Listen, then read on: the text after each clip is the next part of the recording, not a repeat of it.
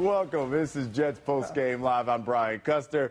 That's Ray Lucas. That's Mike Westhoff, Chad Cascadden. Our Janae Coakley, she's at MetLife. She'll be interviewing some of the players. So the Jets are now 6-5, put it into that losing streak, and they do it in really impressive fashion, especially from your quarterback. Remember, I think it was last week, one of the first questions at Todd Bowles was, do you still trust Ryan Fitzpatrick? Is he going to be your starter? I don't think he'll get that kind of question now after this guy throws, all those yards and throws some 4 TDs. I don't think it was Fitzpatrick's problem a week ago. I thought it was a team effort, number one. When you get behind the 8 ball on first down and it's 3rd and 8, Fitzpatrick or any quarterback in the NFL is not going to have that big success rate because the odds against him are in their favor, the defense's favor. So, again, Ryan Fitzpatrick, what they did, I think Chad Cascadden did a great job of changing the play calls up, Brian. We talked about having 8 people in the box. That's what Miami had at the beginning of the game. They were not going to get run on. They changed it up. And you saw Fitzpatrick check out of plays and put them in good plays. So I thought Ryan Fitzpatrick had a complete game today. They did do a better job. They got themselves out from behind that 8 ball where they were last week.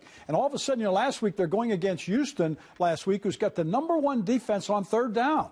And then you've got J.J. Watt coming at you. It was a problem they didn't solve. They came out. I thought they were more strategic. I thought the coaches did a better job. The players did a better job. And of course, Ryan was really something 2 for special. 277. And you talked about how about 3rd down? You talked about 10 of 17 the Jets were today. They just moved the chains no matter what down it was. Well, Miami's not a really good team, let's be honest, all right? So they should have – I think the score should have been even worse. I think it should have been in the 40s, and they didn't get there because they had a slow first and second quarter.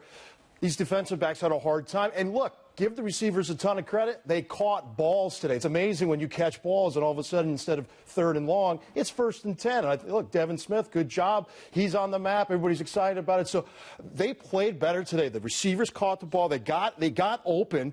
And, Fitzpatrick didn't have to thread the needle every single time he threw the ball. And you were maybe scared, especially at the very beginning of the game when Eric Decker dropped that one pass and you were thinking, oh, that was a touchdown, Dak. Oh, it's going to be a long day. But, hey, he played well again. Touchdown catch for him. Still 5 drops is too many. 5 drops. Yeah, it's too many drops. Brandon Marshall, you pointed out Devin Smith finally got him a touchdown catch. Brandon Marshall, 9 catches, 131 yards, 2 TDs. And, man, it was just like a man playing against a boy there on the outside. Listen, Grimes is supposed to be one of the top 10 quarterbacks in the NFL right now.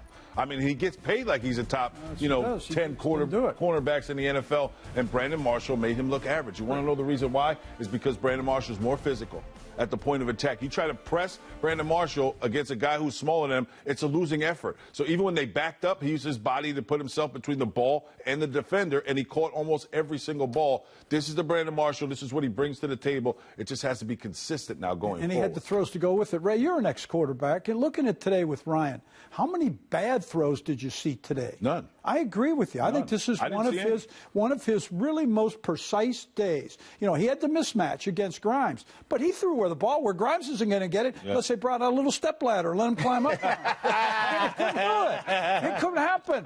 You got to give Ryan credit. A lot of props. You got to give him credit. What about the defense? Tell me what you saw out of that defense today, because, man, they got after team. Now, the Dolphins, as you pointed out, I don't know if the center to quarterback exchange, they didn't work on it this week, because every time he was reaching down trying to get a snap, but he was under duress. Chad, before you even say anything, that guy, the center that was just thrusting in that position, probably should not get off the bus getting on the plane, because, it was awful, Brian, and it wasn't like 1 or 2 times, Chad. Yeah. I'm looking at 5, 6, 7 times.